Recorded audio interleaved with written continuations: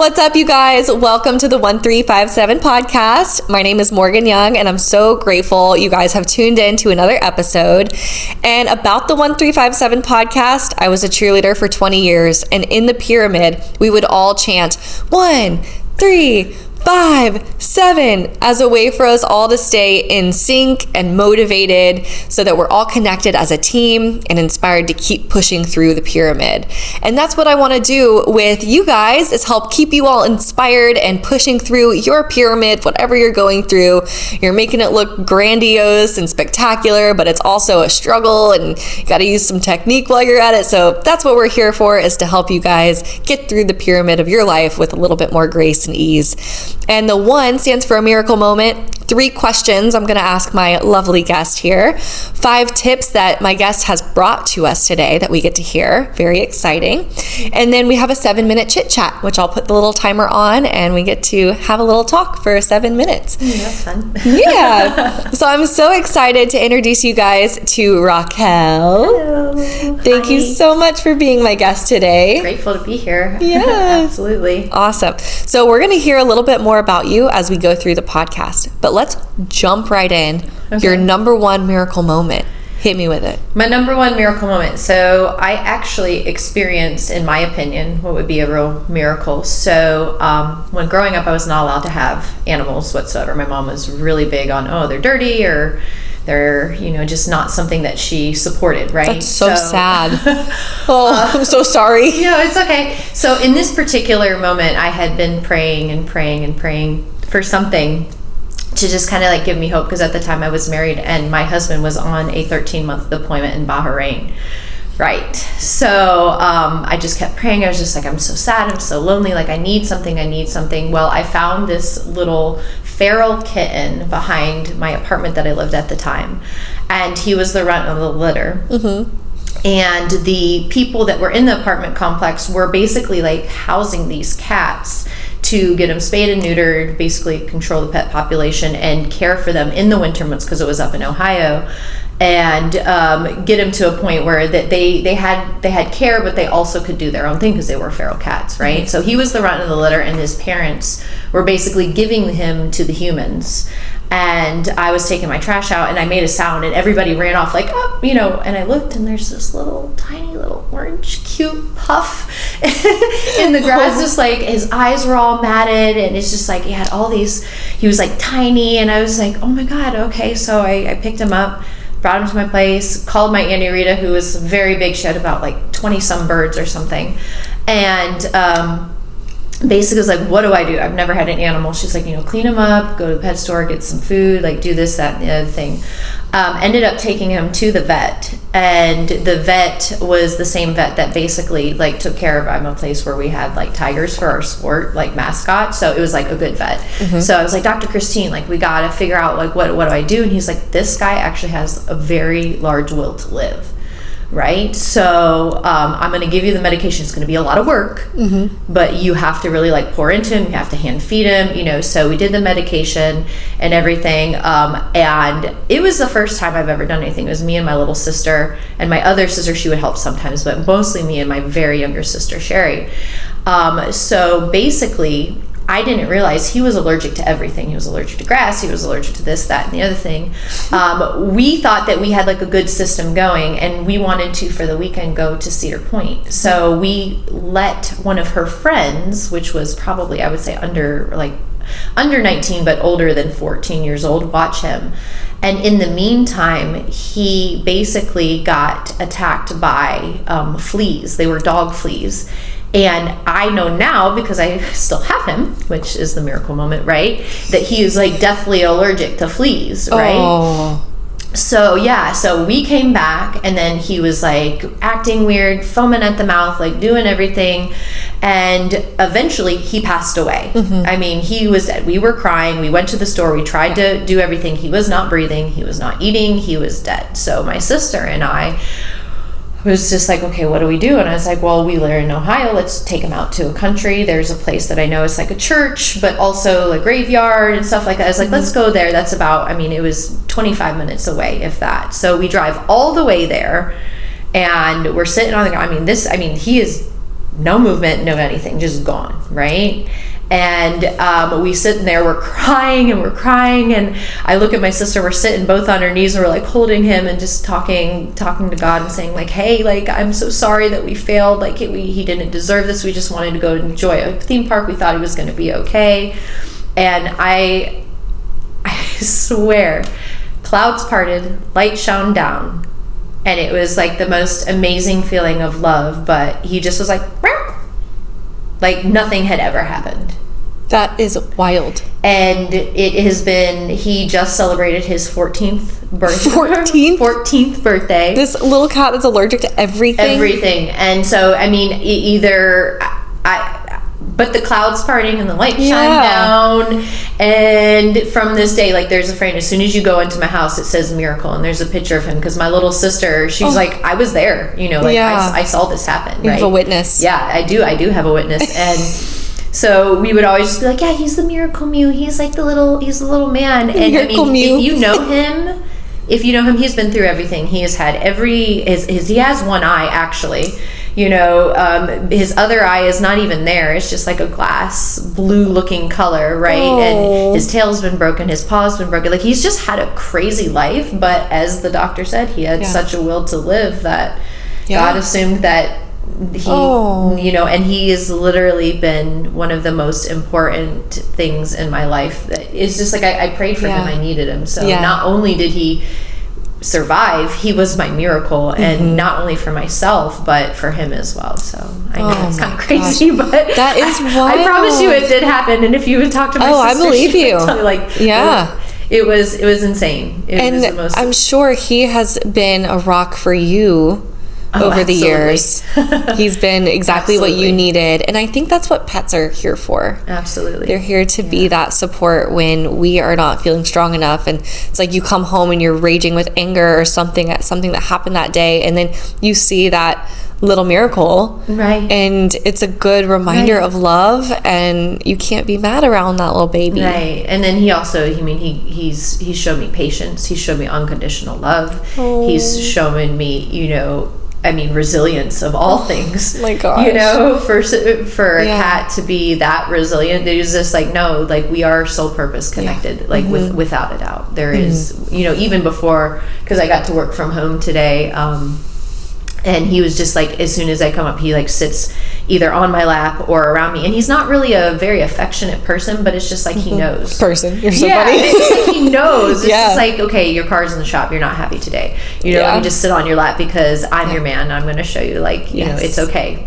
you're going to get through everything, because if you got through me, you can get through anything, kind of thing. So that's incredible. I know if anything ever happened to Sunny, so Sunny's my little chihuahua. Oh my gosh, I couldn't imagine. He is he is my life. I feel like I birthed him. I love him so much. Well, his name is perfect. Let's He's start a little there. ball of sunshine. I mean? He is absolutely perfect so for much. you. Yeah. And you ever think, like, you know how you see, like, in 101 Dalmatians, right? How, like, the people walk down the street and their animals match the person. Like, Sunny matches you so perfectly. Even the color of your hair and everything. I'm like, wow, like, how... Universe, like, I birthed him. Yeah, I'm telling you, you literally did. You literally did. It's almost comical how much. Hilarious. Oh my gosh! And I just saw on your earring. Show your earring to the camera. Which one? This one closest to me. It's like a cat. It's a space cat. It's a cat with an astronaut helmet on. Yeah, that's amazing. And then on your other earring, you have the tarot card. A tarot card. Yeah, it's the star. Which one? Is it facing? Yeah. So this is the star. So the star means that you are forever present. I know there's, like, if you look at it, it's like a lot more of a detail, but it's kind of like you're at the right place at the right time. You are happy with, you know, your placement, the decisions you've made, or, you know, like that. And my aunt used to tell me, you're perfectly in place. Yes. I love that. Yeah. And my aunt used to tell my mom all the time when she was younger, before she passed away, she would say, Raquel's going to be your star. Raquel's going to be your star. So I'm, like, super addicted to star things right now. It's, like, right here as well. And, like, you know, the movie Wish from Disney. So, like, that's, like, really big, because there's, like, cute little, like, yellow star, and he's just amazing. So it's kind of like that. My mom. I don't know, it's my thing right now. And I also love how I've never seen you wear the same pair of earrings in both ears at the same time. No, never. That's your signature. For she sure. always wears 2 different earrings, and I love that about her. So do you know like the reason why I never wear? Tell our people. Tell the people. I actually don't even own the other earrings, so I do it as like a friendship thing. So I love androgyny, and I love like the symmetry or asymmetrical things, that kind of topic of stuff. And somebody always owns the other one. So I did a body paint gig, and the person that I was with that day, her name was Kat. We did a gig, and then there's these vending machines that have all those fun things in it. I don't know if you know if you've seen them. It's just like a funny pair of earrings. So you put money into it. They have one at Kava Company, I think. Okay. Right? So you put some money into it, and it's just like random pair of earrings, or it's like the walk of shame packet. Or, yes, I've seen this. Yeah, or it's just like a random pair of sunglasses, and it's just like you don't know what it is. Or I got a fortune out of one of them before. Oh, you get like a tarot card, like a fortune cookie. It's like fortune. That's fortune fun. packet. So I'll have to actually utilize one of those. They have one at Surfer, I think. So I'll have to go check it out. They're amazing. So her name is Kat, and I got a space cat. So I was like, of course you have to have the other one, but I just really like this because it just, it reminds me of Club Space from Miami. Yes. Before it, turned into what it is today. And then my sister has the tarot card for the other one just because we're witchy girls. And I was like, I couldn't give it up. I'm like, it needs to be given to somebody. Yes. Oh, I love it. Yeah. Okay, so do tell us a little bit about what you do and what encompasses all of Raquel. Professional or passion? Give us both. Give you both. Okay, so for professional, I am considered to be a lead or manager of the ADT LLC National Sales Center, but I have just moved over to the care side, so it's still sales, but it's retention sales. So I would say that would be my expertise. At this point in time, I've been with the company about 12 years, and she's a corporate badass. I would think so sometimes, but due to the way our policy is written, I can't talk too much about it. But definitely love what I do, and I would say that I'm a master 1%er in sales. So I would say 1% of the population could sell as well as I do. So at this point in time, it's pouring back into others and trying to help them do what it becomes so easly to me. Yeah, you just sold me into this friendship. It didn't take much. Oh my God! But I mean, thanks. I feel like happy that you're just in my universe. That you get to orbit with me. Same with you, girl. Each other. We've manifested each other because honestly, you are such a gem in my life, and you bring so much light to me in this world. Thank you. I love you. I love you too, babe. Okay, passion. Okay, so passion, I would say that I'm a professional dancer. I can say that now. I've worked so hard for it, but I'm definitely a professional dancer. Yes. I work for Insomniac Entertainment currently. I work for Bella Bella Entertainment. I also I work for Jack's Pole, I would say, too. Yeah. Jack's Pole Entertainment. That's one of my favorites, actually, to work for. It's the most fun. Because Becca is fun or nothing, for sure. And then I also am one of the admins of Flow State Syndicate, which is Jacksonville's shuffle group, or shuffle and flow group, who contributes every month to throwing events to what we call tithe back into our community to give a safe space for dancers, flow artists to just learn and grow, right? So as an admin, I focus or concentrate on outreach, but I also have my team of what we call go flow dancers, where it's a shuffle and flow focus for a go-go dancer. So it's like the 2024 version of a go-go dancer. It's up and coming. It happens a lot in California. There's like CC and Sierra, and there's some other big dancers that do some of them. I think Mars is one of them, but definitely it's like our own take on it. It was more go-go rather than shuffle, but definitely a combination of shuffle and go-go. Yeah, it's so cool. I love seeing you on Instagram, because what's your Instagram? Shuffling Girl. Yeah, I am the OG. Seeing her on Instagram, she is always up to something, and it's so fun to see also how free you are. You've posted your journey, your dance journey, from beginning to now, and you still post some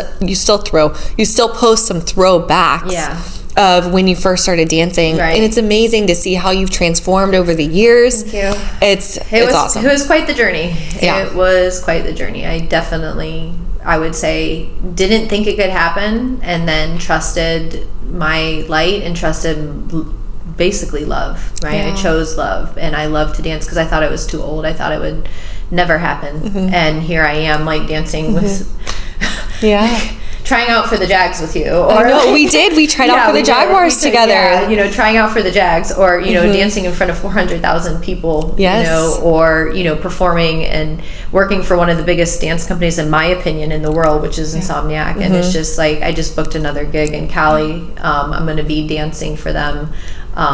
For what is it? I think it's Nocturnal Wonderland in San Bernardino, California. So that's super exciting. That's incredible. Yeah. So I just have another one under my belt, and it's just so surreal. Yes, I'm so proud of you. If you know my journey, if you know how hard I just wanted to be a dancer growing up, because my family was really poor, and in my opinion, you know, and they didn't have money when it came to pouring into dance classes and stuff, but COVID changed everything, and it's not so much about what your papers are. It's about, you know, what you can do and what you can do in the moment. And with a lot of hard work and a lot of love, here I am. So I appreciate that.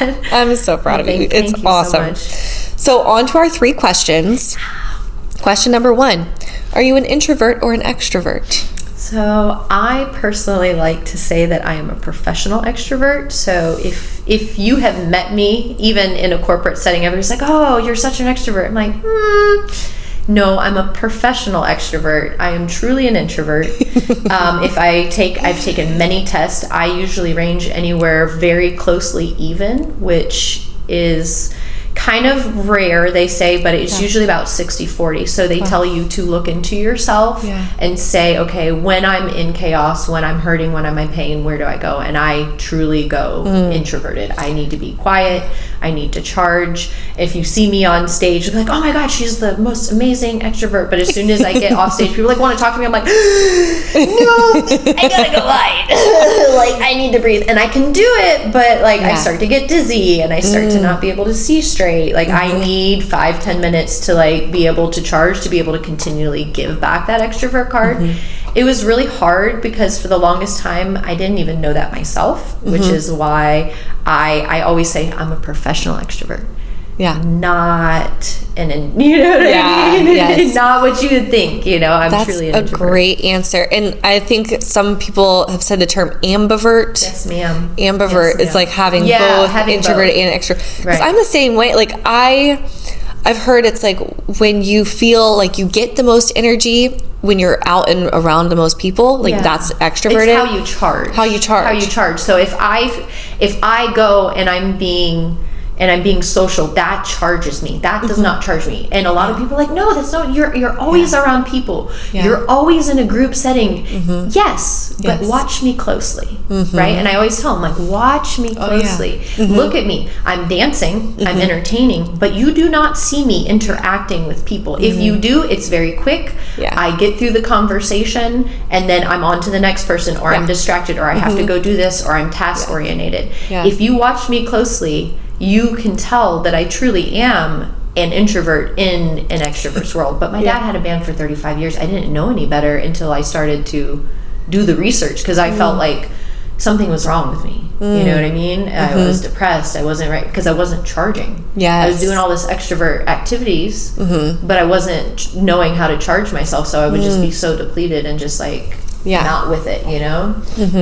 So I want to know, so I'm going to like bookmark that, because I want, during our 7-minute chit chat, I want to know all the ways that you recharge. Okay, for sure. Okay, so let's try to remember that. Okay. Question number 2, what is your motivator? What is my motivator? Like, what drives you? You know, I want to say people, but then when I want to dive down a little bit more, I really get excited about watching people be passionate about something. So for example, in sales, they're like, oh my God, you're so competitive. I'm like, no, I'm not competitive. I oftentimes realize that others are competitive, and that's a huge driver for others. So watching somebody be passionate about what they're excited about actually is a driver for me. So if I can like light a fire onto that, or make a way to make that happen, or give them the tools in order to light their passion on fire, there is just nothing better than that for me. And I found that out through, you know, the corporate sales and through the training and stuff like that, because they're like, yeah, you're so good. And I'm like, but am I though? Like, am I? They're like, but yeah. And I'm like, no, I enjoy watching other people get passionate, and most people are very passionate about competition in so many aspects, right? Whether it be sports, whether it be the top salesperson, whether it be the best dancer, whether it be battling. So like, for example, in dance, people are always like competing for battling. I have no desire. But you will see me on the sidelines every single time. Why? Because I love to watch people be passionate about anything, even intimately too. Like when somebody's passionate, like, oh, this blah blah blah, I'm like, yeah, passion is sexy. Passion is so sexy. I was like, I don't know if we could take it that far. Absolutely. So I mean, to see someone in their element, that's the sexiest thing. Oh my God, like no other. Yeah, absolutely. I love it. So I want to hear from you guys. Let us know in the comments, what are you most passionate about? Ooh. But then also in like a second comment, let us know if you're introverted or extroverted, because I want to know. I want to know. Or ambiverted. Yeah, we say right? Ambivert. Yeah, ambivert. With a B. Yeah, it has a B in it. At first I thought it was amnivert with an N. It's not. It's ambivert. Yeah. We had it's almost like silent, but not. You have to like put some emphasis to it. Yeah. So ambivert with a B. Let us know in the comments. Yeah, for sure. Okay, next question. What do you value the most? So I like to say time, but let's again break that down. Quality time is very big for me. That I would say that's one of my love languages for sure. Definitely up there. But you know, being in sales, and you know, you have money and you have certain things, but if you don't have time to utilize it, if you don't have the relationships that you've invested in with time, right?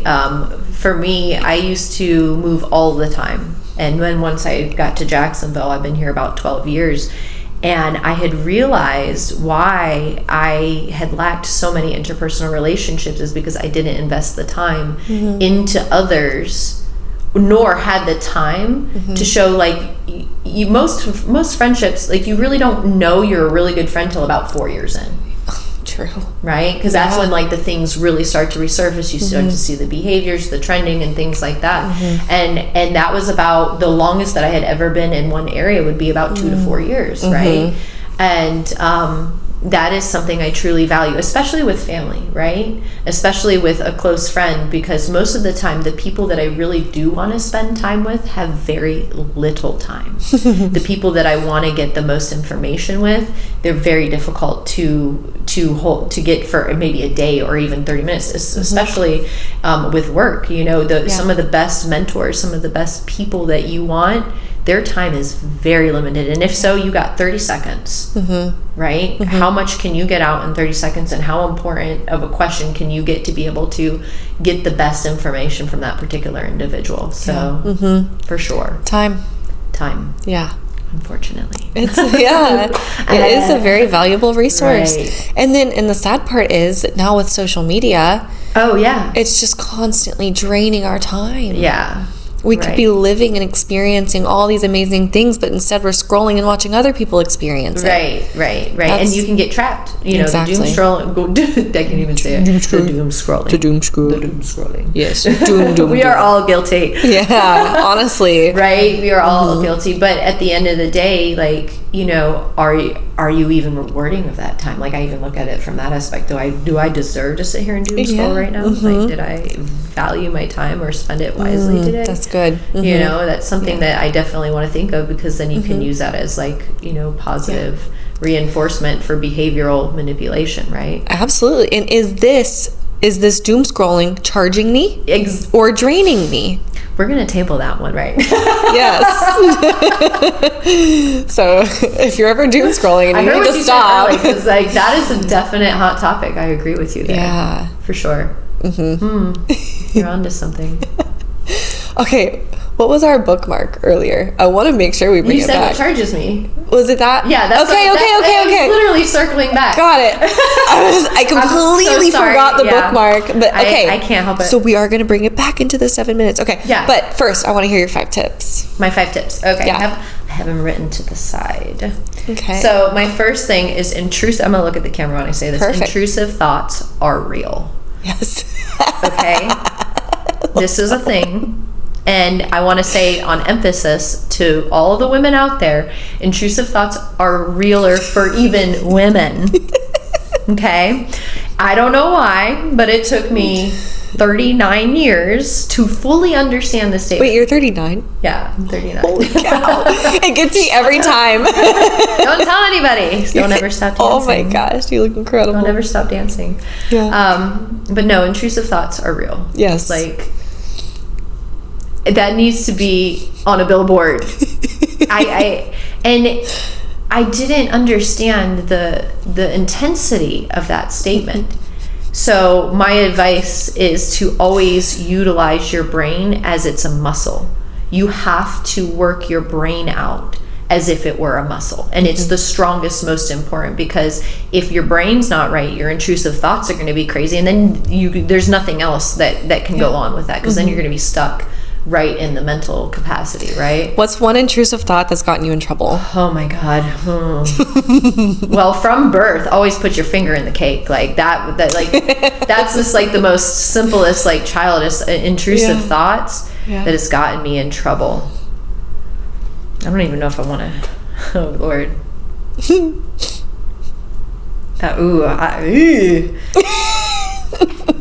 Intrusive thought that has gotten me in trouble. Maybe I shouldn't have gotten that car. Many BMW? cars. Just cars. Just certain cars. Any cars. Get in that car. That's a good idea. Or jump on a motorcycle. Yeah. Yeah. Maybe you shouldn't have jumped on that motorcycle. Maybe you shouldn't have gotten that car. That's true. Many of times.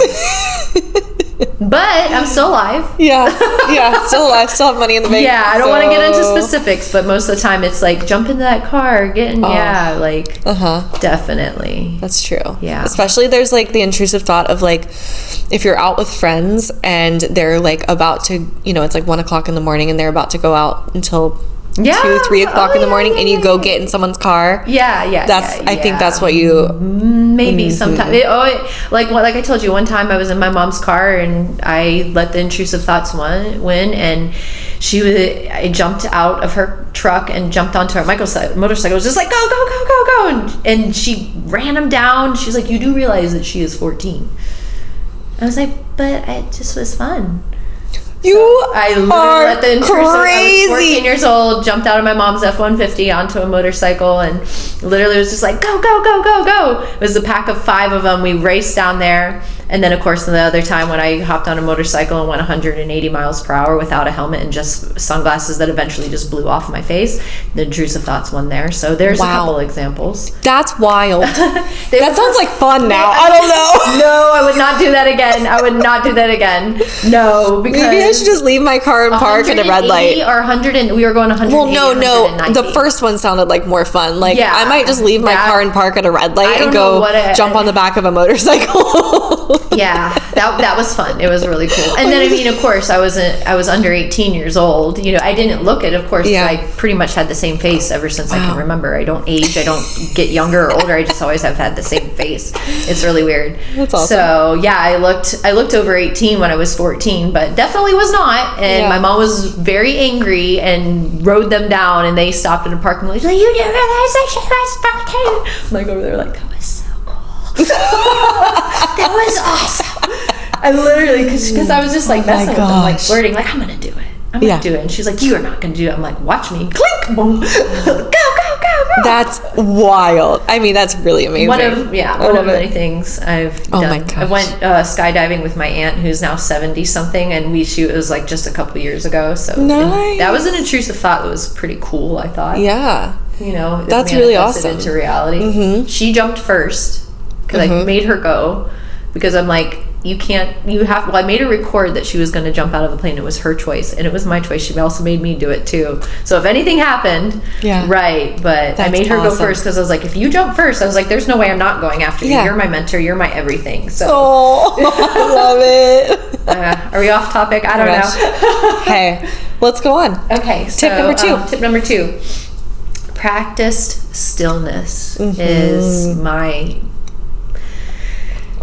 double-edged sword.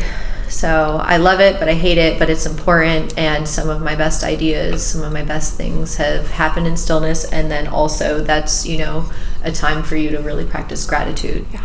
And I would say responding versus reacting. And it sounds easy. Definitely not. I would say, I'm really good at de-escalating or being in that situation where most people would cry or shake, and I'm the person that's like calm. I know what to do. I know how to handle it. I'm one of 9 children, so wow. Yeah. So I would say that would be that person. And even still, for somebody who has a strength in that in many situations, it is something I definitely do struggle and want to keep, at least be aware of it to continually practice on. I think you always should pour into that skill. It is definitely one that, And then, so practicing stillness, like meditating, or how do you do it? Just being still, like present, hearing what's around you. Like right now, there's bright light in my face, right? There's a camera in front of me, how my hands feel in the moment. I remember, one of the times that I felt that I did a very good job of this, it was when I turned, I was like, 18 years old or something like that. I had done the last marching band game, so we were in the playoffs that year. And we had got all the way to either like the one right before the championship or that, and we had lost. And after that, we would do one more performance on the field. Well, as a senior, that was my last time, right? So I remember in that particular moment, I knew that that was never going to happen. That was the last of it. And I remember I stopped, and we were on the field after the post-game show, and I stopped and I looked around and I looked at the bright lights in my face, just like this one. And I smelled the grass, and it wasn't even, I don't know if it was grass or turf, but it's like, that's what it meant to me. Like I smelled the grass. I looked around, the sweat dropping off of my face. Like, I will always remember that moment because I made it a point to be present, because I knew that no matter what, there's nothing that was going to be able to simulate that exact moment again. And yes, that's like the peaks and the valleys, or like the, of moments, but we should do that way more of just like stop. Do you smell a cigarette? Do you smell a vape? Do you, are I you am literally tearing up right now because it brought me back. Like, you literally encompassed all the feelings of bringing me back to Friday Night Lights, right? And cheerleading, right? I mean, I was a 5-year varsity cheerleader, and so I was at every single football game, every single basketball game. You had to be, and it was so special to me every single time. I loved the games. Yeah, there's nothing that can recreate that moment. Yeah, right. And I remember my last game. Right. Yeah, it was different. It was special. Right. And the emotions were there, and how my stomach felt, and like knowing, like, am I going to, like, how I didn't even know where my life was going to go at that point. Like, I had an idea, but it's those moments that you're creating within the peaks and the valleys, right? I love it. So I love that. Yeah. So practice stillness and be grateful, Yeah. So my next one would be find a mentor. And if it's not necessarily like, some people are like, I don't want a mentor. Yeah. Well, great. But if you don't want a mentor, find somebody that's older than you, or a different generation, or is in a different group, that can teach you things. So for me, I'm more like photographic or kinesthetic. I would stay with like learning styles. And for me, like, you have to submerge yourself into other people. Yeah. Because no matter what, when you're submerging yourself into other people, there's so many different aspects. I mean, take this glass. That's good. It right here. Yeah. I needed that. But there's so much that is of a learning style that's being submerged when you find a mentor and you get their perspective. Especially, you know, being humble to the point where it's like, I don't know everything. Yes. Or even if they're older or younger, it's making you humble within hearing somebody and what they have to say, or just being quiet, which brings me to my other point that's after this. So yeah. Okay, well, go ahead. That is be the last to speak. So practice being the last to speak. I love that. And I said earlier about the other one, it sounds easy. It is not. So one of my favorite public speakers, Simon Sinek, he does a presentation on this. It's called 5 Ways to Find Your Spark. And one of the 5 examples is be the last to speak. So being in sales, right? Everybody always tells me, they're like, I'm so great talking to people. I love customer service. I love this and that. And they're like, that's a selling point to being a good salesperson. And I'm like, no, that's not. Yeah. Being a good salesperson or being a good listener is being quiet, because it gives the other person the opportunity to as if they've been heard. So therefore they're more receptive to hear what it is you have to say.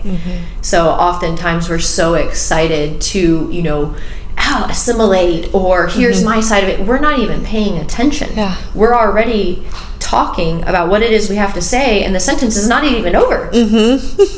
Right? So therefore it's a selfless act, but then in turn pours into you because the other person is now being on the same level and being as genuine as they need to be to you, and they possibly can, because you were there first for them. Does that make sense? Absolutely, yeah. And it is so powerful knowing when we are in that role of, okay, I'm just speaking to be heard right now. Right. Like that awareness of self. I'm just saying something just to say something, just to fill space, when if I just kept my mouth shut, I could have learned so much in that time. Right. Or, hey, how about this? Maybe somebody just doesn't really need your opinion. Yeah. So oftentimes one of my mentors, they always say, okay, do you want me to listen or do you want me to provide a solution? Right? Because oftentimes people already know what the solution is. They just need somebody to receive and hear what it is, or maybe even say it out loud. Yeah. Right? And that's what I say for my clients when we talk about relationships. Right. When someone brings a topic or a concern to you, ask them, would you like space, love, or advice? Ooh, that's a good one. Space, love, or advice. So do you want space to just vent it out? And I'm not going to say a word, because when you get space, you work through your own ish. Right. Yeah. But if I'm already trying to promote a solution to you, then you could be, you don't get to work through it on your own and come up with your own solution. Then you stop trusting yourself, and that could lead to a whole different avenue. Love, sometimes you just need a hug and 5 deep breaths. Right. And that pulls you out of a trauma.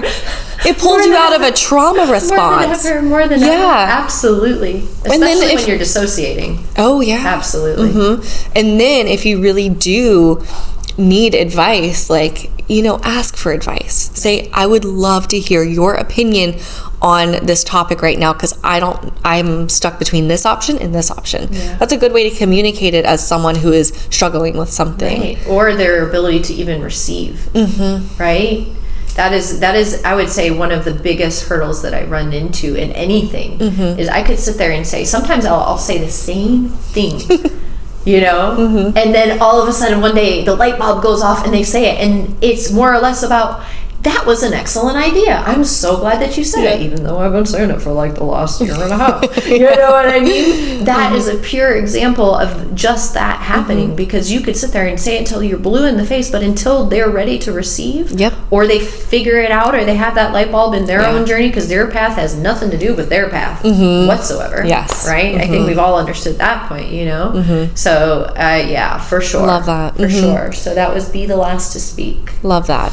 Okay. And then the last one, I'm sure you can agree with this, because source is my rock, but God is everything, but with God, anything is possible, especially with family. Yes. Right? that's a huge one. So friends, yes, because God utilizes people in and out, but family, we have this undying need to be accepted or understood, or even have the family within our path, and a lot of the times just leaving it to God and allowing him to just literally take the reins and release control. That to me is some of the hardest for me, because family is, you know, very important to me, and having to let that go and not have control of it can sometimes be difficult. Hi, Bella.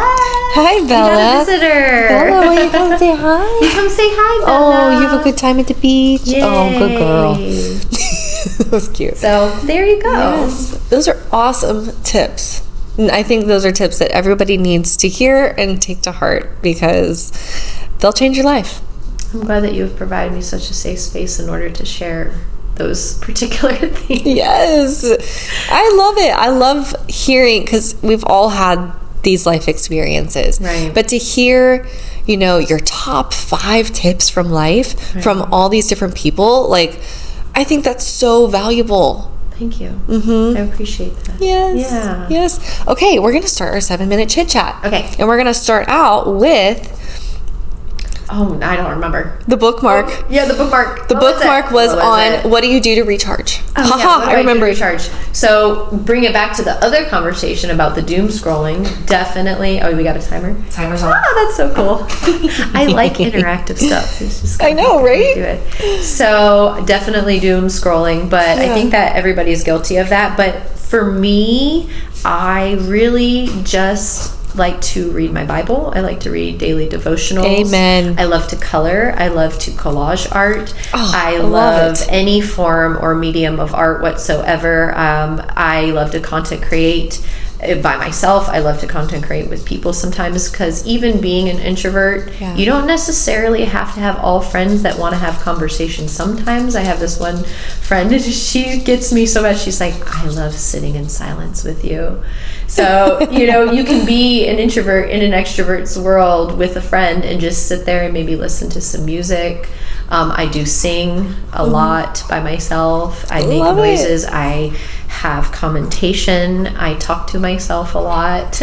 I talk to myself in the mirror. I may practice things in the mirror. Facial, that's, I mean, you know, you're a dancer. Like, that's all weird stuff. And sometimes just like answer my own self. I know that's weird, but I am okay with who I am. I am finally, like, and that's a great way to process. I talk to myself and I answer, but I also tell myself that I'm not crazy sometimes. Like, I will talk to God. Yes. I love to be in nature. So, if you are really good friends of mine, we have probably been on some type of nature thing. So again, you're not really talking, but you are talking to the nature, or saying things to the nature or the universe, or hugging a tree, or playing in the rocks or the sand, or feeling your feels. You know, I am the happiest when I am submerged in nature. So those are some things. I could go on. I got a lot of them.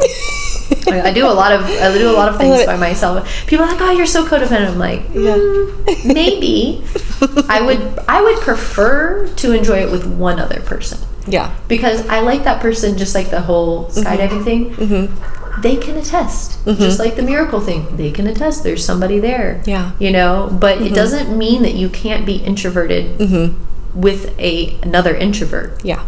It actually is more powerful that way, if that makes any sense, right? Yeah. Because it's like I'm choosing to be extroverted, but also being my true self as an introvert within an extrovert space. Yeah. Does that make sense? Yes. And then that brings me to a question, because I've heard before, I think it was Teal Swan who says, I love her. She says, like, if you think that you're an introvert, that's just you not being comfortable being your most authentic self around everybody. Really? But so that challenges that almost. That does challenge introvert and extrovert, which I looked at that a lot, and I was like, okay, so now when I'm feeling drained in a setting, I start to ask myself, where am I not feeling like I can be my most authentic self? Right. So I challenge you to be an introvert in an extrovert's world and see how well you charge, or how people will come to me all the time. Why aren't you dancing? Are you okay? You know, like, what's going on? Because I'm out in an extrovert situation and I'm just being an introvert. Yeah. And my friends know. They're like, oh, she's so mean, or she's catty, or she's snobby. And I'm like, no. If you know Raquel, she's just charging. And she'll come up and she'll entertain you again in like the next 5 or 10 minutes. But just let her. You've seen it. How many times have we been in an event and I'm like in the room and you're like, are you okay? Or I'm like, yeah, I'm fine. You're like, are you sure? I'm like, yes, I'm good. Like, do you need anything? Or like, no. Because I'm at an extrovert situation, being my authentic self, hiding away for like 5-10 minutes, resurfacing, thinking about things, getting my mind right so I can go out and entertain or do whatever it is. I'm just grateful that you know yourself well enough to go do that. You do what you need to do. Otherwise, you're going to get burnt out and you're going to get burnt out and drained and exhausted from trying to be on for everybody else and not taking care of yourself or putting yourself first. Absolutely. So putting yourself first is number one priority. It's a good conversation diversion, which is another thing too with the earrings. People are like, oh, I love your earrings. You're like, which one? Now you don't have to talk, and then they can talk. Right? Right? I love that. One tip that I've found that helps me if I don't know what to talk to someone about, because there's certain people who are great with conversation. Yeah. There are other people who expect you to carry the conversation. Right. And that's when I feel put on the spot. I feel like dance monkey. Yeah. And start doing weird hand movements. Really? Always. The robot. Always. I'm just like, I don't know what to do here. I'm kind of feeling awkward. Yeah. I will literally just call it out. Yeah. Absolutely. One thing that helped me, and this was back when I was in real estate, was asking people the Ford questions. F-O-R-D, Ford. Family. Ask them questions about their family. Okay. Their occupation. Their relationships. Relationships, and then their dreams. Can I challenge that though? Yeah. For an introvert, that's so surface level. If I were to ask you about your dreams, maybe. If I'm like, what are you most excited about? I want somebody to come up to me and be like, just give me what you got. Give me what you got. Yeah. Wouldn't drain you? I mean, if someone was just like, give me what you got, I'd be like, well, what do you want? Like, I don't know. I want it to be deep and meaningful, right? Yeah. Well, if they're trying to get to know you, like, I want to hear about your relationships. Who do you love the most? That's part of the Ford. True. But if I challenge it though. Okay. I do. I'm gonna slide these in here. I want you. I want you to. But no, it's a good trigger. No, so it's not like, hey, tell me about your family. More like conversation starter. Yeah. Okay. They're conversation starters. So like, don't say like, how's your family? Like, no, like, hey, how are things going with your mom? I heard she had surgery last week. Okay, that's it's better. Different. Not just like, what's your age? What's your name? It's like, there's pickup lines that like if somebody asks me that again. I know, right? Yeah. Or just, how are you? Like, I'm fine. Good. How are you? Yeah, I'm over it. Yeah. Fucked up, insecure, neurotic, and egocentric. Fine. What was that? You've never heard that acronym? No. Fine. Fucked up, insecure, egocentric, and neurotic. No. Or did I do it wrong? Fucked up, insecure, F-I-N, neurotic, and egocentric. Okay. Yeah. That's what FINE stands for. That's true. I'm fine. Hey, you really are. Well, I'm much better now after we did this podcast. I love it. Okay, our 7 minutes is up. Real. Our 7 minutes is up. Oh, yay! We done did it. Oh my God. Thank you so much for being a guest on this podcast. I just do that? Peace up, A-Town. This is a first for me, definitely out of my comfort zone, and I love you. I love how you got like some real there. Like, yeah. We get it out. Yeah, we get it out. Little structure creates flow. Hand hug. Wait, let's say hand hug. We did a hand hug. All right, you guys, thank you so much for tuning in to the 1357 podcast. Don't forget to like, subscribe, and then comment if you're an introvert, an extrovert, what your passions are, or comment your favorite thing about this podcast because we want to hear it and we want to have a conversation with you.